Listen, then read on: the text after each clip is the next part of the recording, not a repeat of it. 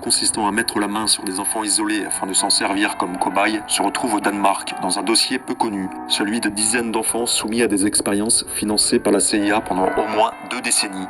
C'est le documentariste Per Wennick, l'une des 311 victimes de ces expérimentations, qui a révélé au grand public ces pratiques iniques dans son documentaire radiophonique intitulé The Search for Myself.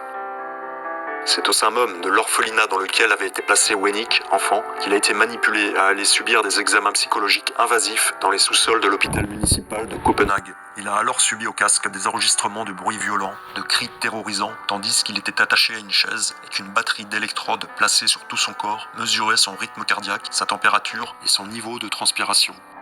Les petits orphelins subissaient en parallèle des évaluations physiologiques et mentales approfondies. En enquêtant, Per Wennick a découvert que ce projet était le fruit du psychologue américain Zharnov Mednik, qui travaillait notamment sur la schizophrénie. Ces expérimentations sur des orphelins danois visaient à déterminer l'aspect transgénérationnel de la schizophrénie. Dans son investigation, Wennick a fini par identifier l'existence d'archives papier relatives à toutes